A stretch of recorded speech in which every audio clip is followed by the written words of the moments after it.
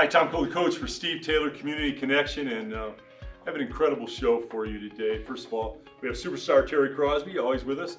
Gentleman we have today, Jim Rightnowar, known for a long time, great family man, great dad, great husband, a former athlete, coach, successful financier, and that's one part of Jim's story. Jim's written an incredible book that you need to get. China, I'll hold that up. It's called Good Friday. And it's available on Amazon, and I'm assuming, Jimmy, any place that you can get books, right? Yeah, ebooks, major bookstores, everywhere. Okay. Yeah. Okay. This is an incredible book. I think it's a book that could change your life. We all face challenges, some health, some financial, some whatever. But what Jim faced, and I'm going to set the table for you, Jim. If you just tell the folks, the outline of when you got diagnosed and what you went through. I know it's unbelievable. Ed McNeil was just looking at the list and he couldn't believe it. The list of what you had to struggle with. Yeah, it was leading a normal life like everybody else. Yes. Unfortunately, my journey starts a couple weeks before. My brother Ricky, that played basketball at UT, Who was a great player. right, great player, right, died suddenly on March 9th of complications with sepsis. And that was quite a blow to arrange a funeral for your little brother. Yes. And you think, that life's tough enough. And then 2 weeks later, I'd been battling a cold. Yes. That wouldn't go away. And my doctor wrote me a prescription and said, a Z-Pack, and it didn't work. And I said, write me in something else. He goes, no, you got to come in. And so I was reluctant, but I went in. And he said I looked terrible. Chest x-ray, blood work, and I said probably nothing. So that night, went out with my family, my wife Laura and my sons, and out to dinner, and came back home about 9:30. Everything's great, we're laughing, and my phone rings, and it's Todd, my doctor. And I go in the other room, and he's very broken up. He says it's bad. Your platelets are very low, and you got to go to the hospital now. And so that happened on Good Friday. And so my journey began there, and I had 280 hours of chemo, a bone marrow transplant, which I rejected, 59 days in the hospital. I was out for 2 weeks, back in. I had a bout of something called GVHD, where your body rejects the bone marrow transplant. I gained 40 pounds in 4 days. My skin ripped open on my triceps and the bottom of my feet, open sores for 18 months. Was out for another couple months, had a heart attack. So basically, my body's been through everything. I've had 2 heart attacks, I've had 2 back surgeries, paralysis from the leg down, 3 eye surgeries. That's kind of why I wear the glasses. And just countless setbacks during my journey. And Jimmy, you had, I believe it was on the prognosis. When we go to the doctors, we all want a prognosis, right? I mean, Right. What's it look like for me, doc? And you got an 8% chance of survivability. Is that? yeah, I had a rare form of leukemia, and it's called acute myeloid leukemia with other bad factors called FLT3 and TDK. And with that, even with a bone marrow transplant, the mortality rate is you live 14 months. So yeah, I have an 8% chance to live 14 months, and it's going on 6 years. And knowing you pretty well, as Cross does, you're the kind of person, Jim, first of all, you're a competitor. You're an athlete, which I think helped you in this situation. That you would go through this, which is unbelievable what you went through, but you want to help others. I think what happens to people today is we all face adversities, whether it's health, whether it's family, whether it's financial.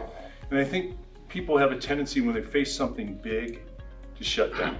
I can't do it. I can't get up off the floor. I can't. I think this book, Good Friday, is going to save a lot of lives because you open the door for possibilities. If you compete, if you try to fight this, if you go in with a positive attitude, if you don't quit, if you don't give up, the end result is you're sitting here, you've got your wonderful wife, your family, your kids, and I think you're saving lives with this. What is the biggest thing that people will take, or give me two things, Jimmy, that people will take from this book when they're gonna face something catastrophic that they'll take from this book? I think it's three things. Okay. One, it's a battle against cancer and battle against all odds. And I was telling Mike earlier, I think that when adversity hits, what we all got to remember is, one, our faith. Two, to strip it, like cross or any athlete, when you go through tough times. Right. What do you got to do? You got to strip it all away and go back to fundamentals. Correct. Get what you need to do on that given day to get you through. And the other journey was my journey of faith. I'm blessed to say that God has put me in front of conversations with seemingly strangers, that the connection between those, it's a statistical improbability that's by accident. And those conversations change their lives and change my life because of it. And you keep growing and learning what that is.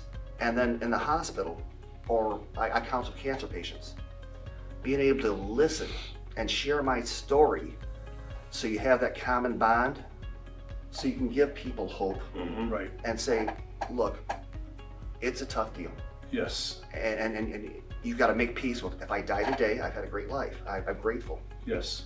But I can fight this, and I can make whatever time left worthwhile with my family, with loved ones, with people I care about, and trying to help people. Can you tell the story, Jimmy, you told me downstairs, and maybe not use the name, Sure. the real name? I'll just set the Yeah. table. A good friend got a diagnosis of cancer, and then I'll let you take the... Sure. People have been very supportive and loving during this whole thing, and even whether I looked like the Michelin Man or whatever. And my wife and I would go out to dinner, and we'd see this lovely couple, and she'd always say, you know, you look good, and supporting me and loving me. And one time she comes up and says, hey, my husband's not doing well, and he's got abdominal cancer. I said, I'm so sorry, and you know, what are you going to do about that? And she goes, well, he's not sure he's going to do anything, and if he's going to do anything, he's going to do something local. And she goes, would you talk to him? I said, well, I'll talk to him. So I went over and sat down with him, and I asked him, what are you going to do? And he said, well, I don't know, it's probably nothing, and if not, they'll just take it out locally. I said, that's your plan? And he said, well, yeah. I asked his wife to excuse me, let us talk. And I said, I'm asking you one more time, what are you going to do? And it's like, he said, I told you. I said, look, you get one shot at this, pal. I said, you hate your grandchildren, huh? And he looked at me puzzled, and he said, no, I love my grandchildren. I said, you're selfish. You're not going to do anything about this, and you're going to die and leave your grandchildren without a grandfather.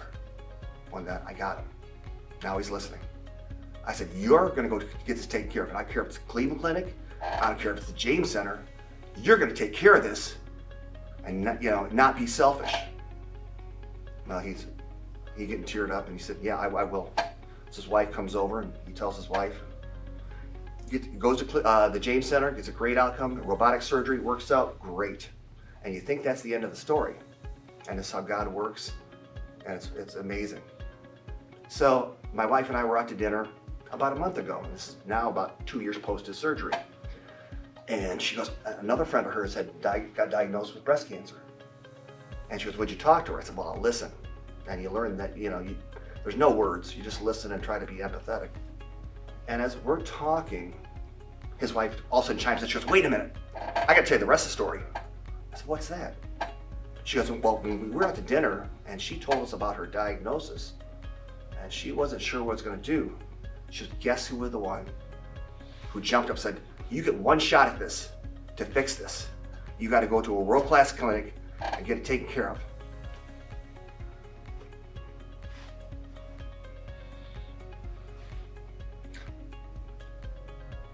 My husband wouldn't say anything. So that's the ripple effect of the impact you can have on people's lives that you don't have no idea that what a kind word at the right moment will do and lead to other things. 100%. Cross? You know, Jimmy, you've had such a inspiring and incredible story to share with people. And I I just really admire you. You Thanks, just Ross. emphasize the definition of a winner for me. You really do. Thanks. And we, you and I and Tom and most athletes, we know what it takes sometimes, you know, when we face adversity. And in your case, you know, a life living challenge, you know, and so you're just so inspiring. I really enjoy hearing about your story. I follow you everywhere. I think we follow each other We do. on social media. But there's one thing I want you to share with you know, the people that may be watching this video, and that is, what would your advice be from your heart? What would your advice? I know what the 3 things are for me, okay, that send me through very difficult times and challenges in my life, and that's God, belief, and faith.